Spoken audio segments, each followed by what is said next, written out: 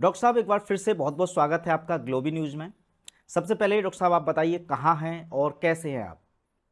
मैं बढ़िया हूँ। इस वक्त मैं यहाँ वियतनाम का एक खूबसूरत शहर आप देख रहे हैं यहाँ पे हूँ। जी। और ये डानांग कहते हैं इसको। और अगर जहाँ तक देखेंगे यहाँ ये द सिटी ऑफ रिवर बोला जाता है इसको, और river and flowers.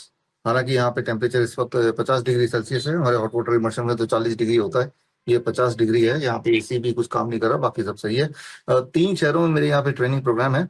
Preventive health पे हनोई जो कल हो गया, डनांग जो आज है अभी, और कल हो चिन मिन में है। तो दैट्स हाउ इट इज।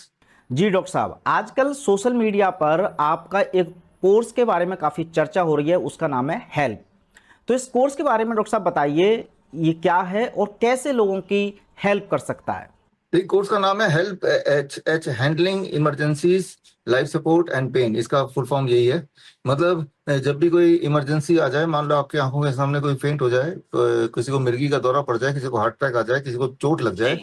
किसी की हड्डी टूट टूट जाए, तो इस तरह के करीब 50 तरह के मेडिकल इमरजेंसी हैं जो कभी भी किसी को किसी भी वक्त हो सकता है। यदि किसी का सिर फूट जाए मान लो, ये तो ऐसे में एज ए फर्स्ट रिस्पॉन्डर, जैसे आपके आंखों के सामने हुआ तो आपको क्या करना है, और कैसे step by step, step 1, step 2, step 3, step 4। मतलब ये कि ये ऐसे तो सोशल सेटिंग में, सड़क के बीच में, रास्ते में, सिनेमा हॉल में, कहीं भी हो सकता है। और वहाँ पे जो उपलब्ध चीजें हैं वो भी बड़े मिनिमाइज होता है। थोड़ा बहुत पानी मिल जाएगा, कपड़ा मिल जाएगा, और आप खुद होंगे। तो अपने हाथ से और कपड़े से, पानी से, और जो अवेलेबल चीजें उनसे कैसे हम बड़ी से बड़ी दिखने वाली इमरजेंसी को इस प्रकार हैंडल करें कि ना केवल उसको थोड़ा स्टेबल करते हैं, थोड़ा कंफर्टेबल करते हैं, बल्कि कुछ ऐसा करते हैं कि वो पूरी तरह रिवाइव हो जाए। So that is about help. ये 1 महीने का ऑनलाइन कोर्स है, प्लस ऑनलाइन प्लस ऑफलाइन। मतलब 3 दिन का हैंड्स ऑन ट्रेनिंग मेरे डॉक्टर बीआरसी मेडिकल एकेडमी में आके करना पड़ेगा, हैंड्स ऑन आके करना पड़ेगा। ये समाल का एक जगह है, दिल्ली से करीब 1.5 घंटे दूर। और यहाँ पे मेरा डॉक्टर बीआरसी मेडिकल एकेडमी है। यहाँ पे 3 दिन की हैंड्स ऑन ट्रेनिंग है। कई बार लोग बोलते हैं कि हैंड्स ऑन ट्रेनिंग में हम कैसे आएंगे। देखिए, ये तो प्रैक्टिकल है। होता क्या है कि आप देखेंगे, जब भी कोई मेडिकल इमरजेंसी आती है, लोगों के हाथ पैर फूल जाते हैं, होश उड़ जाते हैं, और वो बिल्कुल खड़े खड़े रह जाते हैं, ज्यादा ज्यादा वीडियो बनाते हैं। वो पहले कुछ पल, जिसे गोल्डन आवर कहते हैं, अगर उस वक्त आपने अपनी फुर्ती दिखाई और करेक्टली किया, तो किसी की जान बचाई जा सकती है। अनफॉर्चुनेटली पूरे देश दुनिया में अगर आप देखेंगे, इस तरह का कोई इमरजेंसी पे इंटीग्रेटेड मेडिसिन यूज करते हुए, इंटीग्रेटेड मेडिसिन मतलब कुछ ऐसे इमरजेंसीज हैं जो एक्यूप्रेशर से ठीक हो सकते हैं, कुछ ऐसी इमरजेंसी है जहाँ पे आयुर्वेद के गुण काम आ सकते हैं, कुछ ऐसी मेडिकल इमरजेंसी जिसे जहाँ पे थेरेपेटिक पोजिशनिंग से ठीक हो सकती है, या पोस्चरल मेडिसिन से ठीक हो सकती है। कुछ ऐसी इमरजेंसीज हैं जहाँ पे इन सबके कॉम्बिनेशन से ठीक हो सकता है। तो लेकिन इस तरह का आपस में कंबाइन करते हुए पूरे दुनिया का ये पहला इंटीग्रेटेड मेडिसिन इन इमरजेंसी पे ट्रेनिंग प्रोग्राम है। और मुझे लगता है कि जितने भी डॉक्टर्स हैं या क्लिनिशियंस हैं या फिर कोच हैं, हेल्थ कोच या डाइटिशियन, उनको ये कोर्स कर लेना चाहिए। क्योंकि जब भी कोई इमरजेंसी आएगी, और अगर आप हेल्थ के फील्ड में हैं, सबसे पहले लोग आपकी तरफ देखेंगे उम्मीद से, राइट। तो ये हमारा कोर्स है जो अभी शुरू होने वाला है 10 जुलाई से। So that is about the course. अच्छा डॉक्टर साहब, वैसे तो खैर कोर्स करने के बाद ही पता चलेगा इस कोर्स के अंदर क्या है, लेकिन जैसा कि आपने कहा कि ये कोर्स सभी डॉक्टरों को भी करना चाहिए, तो ऐसे में मैं इस वीडियो के माध्यम से क्या बता सकते हैं कि इस कोर्स में ऐसा क्या मतलब खास है जो बाकी के डॉक्टरों को अलग कहीं सीखने को नहीं मिल सकता। हाँ, देखिए, ये इसमें डाला ही हुआ है जो कि बाकी जगह कहीं भी सीखने को नहीं मिलेगा। मैं अपना ये उदाहरण बताता हूँ। पिछले हफ्ते मैं जापान गया था, जापान से लौट रहा था। वहां पर मैं एक प्रमोशनल इवेंट में मुझे इनवाइट किया गया था। तो जब लौट जी। रहा था कैथे पैसिफिक फ्लाइट से, तो तब पीछे के पीछे सीट में एक इंसान को अचानक दौरा पड़ गया, फिट्स पड़ गया एक्चुअली, जी। राइट। तो मुंह से तो झाग वगैरह निकल रहा था, और फिट्स पड़ गया। एक पर्टिकुलर तरह की आवाज होती है। और वहां पे 250-300 लोग थे हवाई जहाज में, और सारे पढ़े लिखे थे, जाहिर सी बात है।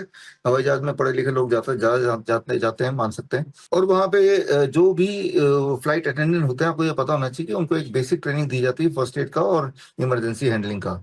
और वहां पे बाई चांस उस फ्लाइट में एक डॉक्टर भी थी। तो मुझे उम्मीद थी कि भाई सारा कुछ they know and they will be able to handle the things.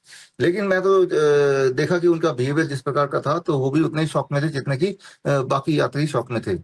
जबकि ये सिंपल सी बात है, हम बात ही कर रहे हैं, तो ये समझने की जरूरत है। जब भी किसी को फिट्स पड़ता है रेगुलर बेसिस पे, तो वो कुछ सेकंड पड़ेगा, वो भयानक लगेगा, उसके बाद वो अपने आप नॉर्मलाइज हो जाएगा। तो यहाँ पे पेशेंस की जरूरत होती है कि भाई आराम से थोड़ा सा वेट करो, देखो, उसको ऑब्जर्व करो, वो अपने आप ही नॉर्मल होता चला जाएगा। एक रेगुलर वो भयानक दिखते हुए वो एक नॉर्मल सी बात होती है। फिट्स एक रेगुलर पड़ता है, और कौन सा फिट्स खतरनाक हो सकता है, कौन सा फिट्स खतरनाक नहीं हो सकता, ये भी ऑब्जर्वेशन वाली बात है, हो जाता है। लेकिन वहां पे जिस तरह का पैनिक उन्होंने क्रिएट कर दिया, including the flight attendants and the उसी फ्लाइट में जो पैसेंजर डॉक्टर थे, जबकि बात सिर्फ इतनी सी थी कि it needs only some time to make it normalise. तो कुछ करने की, कई बार क्या होता है मेडिकल इमरजेंसी में कुछ करना नहीं होता है। जैसे मान लो कोई फेंट हो जाए तो बस उसको लिटाए रखना है, वो अपने आप होश में आ जाएगा 2-3 मिनट में, कुछ करना नहीं होता। कुछ ना करना भी कई बार रिक्वायरमेंट होती है। हवा कर रहे हैं, पानी कर रहे हैं, वो बेकार की चीज है, उससे पैनिक और बढ़ा रहे हैं, है ना। तो मैं एक उदाहरण से ये बताना चाहता हूं कि जब भी कभी कोई मेडिकल इमरजेंसी आएगा, आप गौर से सोचिए, अगर आपके आसपास कभी ऐसा हुआ अनफॉर्चुनेटली, और कोई बाई चांस कोई मेडिकल डॉक्टर वगैरह कोई आसपास बाई चांस मिल ही गया, तो वो भी उतना ही कंफ्यूज दिखाई देता है जितना कि बाकी लोग।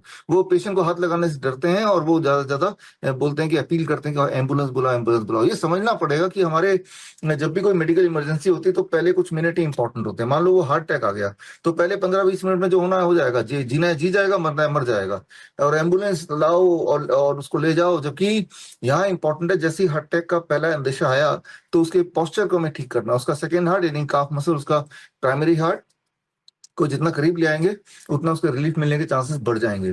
तो इस प्रकार जब भी कोई छोटी बड़ी मेडिकल इमरजेंसी होती है तो सबसे पहले उस मरीज को लिटाना है, पेट के बल लिटाना है, साइड पोस्चर में रखना है, उसको बैठ के रखना है, उसको आगे की तरफ झुकाना है, उसके सिर को किस एंगल पे रखना है।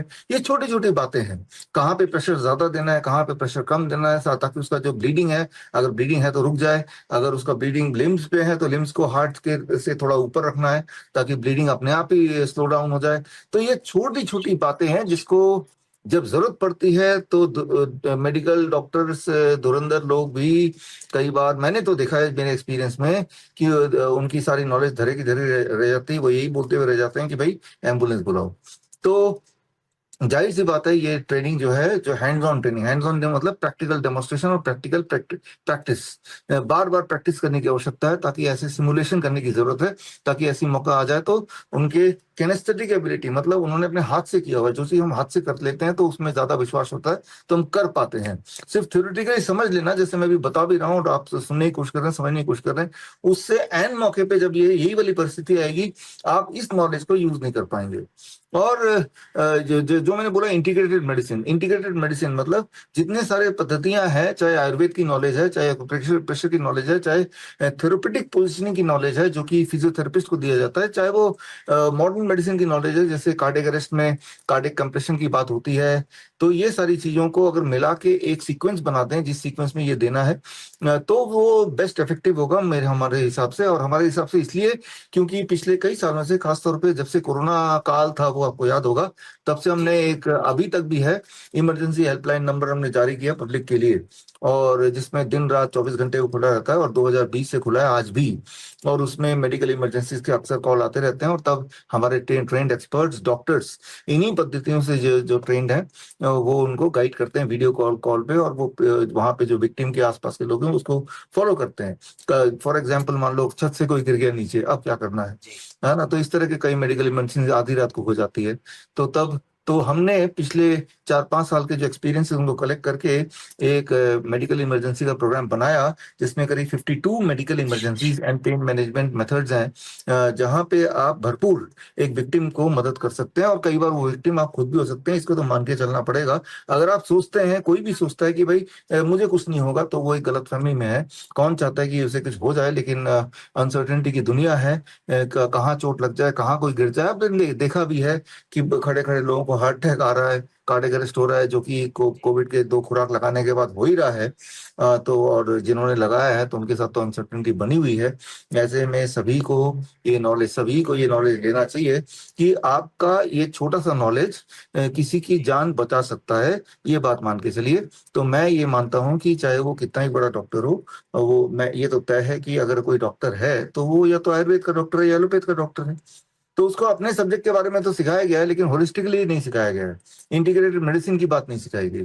तो ये दुनिया की पहली medical emergency with integrated medicine training programme है, वो भी हैंड्स ऑन, प्रैक्टिकल और एविडेंस बेस्ड।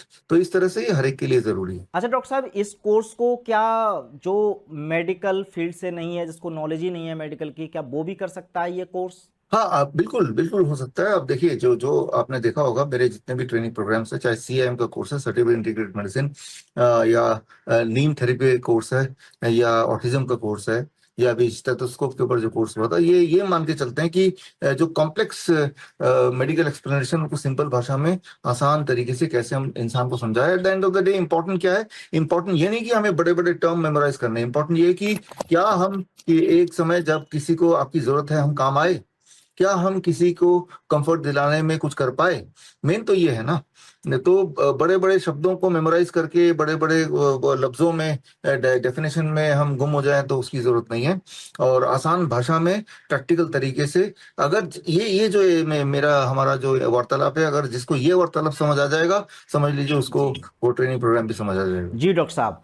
अच्छा डॉक्टर साहब, आपके जो पुराने स्टूडेंट्स हैं, क्या उनके लिए कोई इस कोर्स में फीस में छूट या कुछ ऑफर उनके लिए है? हाँ, जैसा कि आपने देखा है कि हम पास्ट में भी, जिन्होंने, जो हमारे स्टूडेंट्स हैं, उनके लिए हमारा खास ऑफर हमेशा होता है। इस बार भी खास ऑफर है। और ये, लेकिन ये ऑफर 30 जून तक है, पहले बैच के लिए है। पहला बैच 10 जुलाई से शुरू हो रहा है, तो 30 जून से पहले रजिस्टर करना, चाहे पहले बैच के लिए रजिस्टर करें या आने वाले दिनों के लिए रजिस्टर करें, 30 जून से पहले रजिस्टर करेंगे तो आपको, जो हमारे स्टूडेंट है, उनको लगभग 5,000 रुपये का लाभ मिल जाएगा। और जो हमारे क्लिनिशियन है, उनको लगभग 9,000 रुपये का लाभ मिल जाएगा, डिस्काउंट मिल जाएगा। कोर्स का फीस तो 30,000 है, और उसमें डिस्काउंट डेफिनेटली मिलेगा। और सभी के लिए, जो जो मेरे स्टूडेंट नहीं भी हैं, अगर वो 30 जून से पहले अपने आप को रजिस्टर करें, चाहे वो पहले वाले बैच के लिए करें या आगे सब्सिक्वेंट जब उनको टाइम मिलेगा तब के लिए करें, तो उनको एक खास आयुष मंत्रालय का योगा सर्टिफिकेशन भी का ट्रेनिंग प्रोग्राम भी कॉम्प्लीमेंट्री मिलेगा, उसकी फीस नहीं देनी है। और वो 36 आवर का ऑनलाइन ट्रेनिंग अलग से है, इससे अलग। और वो ट्रेनिंग करने के बाद उनको आयुष मंत्रालय के द्वारा जारी किया जाएगा एक सर्टिफिकेट, योगा सर्टिफिकेशन। तो ये उपलब्धि, ये बेनिफिट है, अगर आप पहले बैच में या फिर 30 जून से पहले, 30 जून से पहले अपना रजिस्ट्रेशन कर लेते हैं, तो नॉन स्टूडेंट के लिए भी है, स्टूडेंट के लिए भी है, क्लिनिशियन के लिए भी है। ये सारे बेनिफिट्स फर्स्ट 30 जून तक ही ये वैलिड है। बड़ी से बड़ी बीमारी का आसान से आसान इलाज घर बैठे ही हो सकता है। अधिक जानकारी के लिए कांटेक्ट करें nearest doctor BRC clinic @home।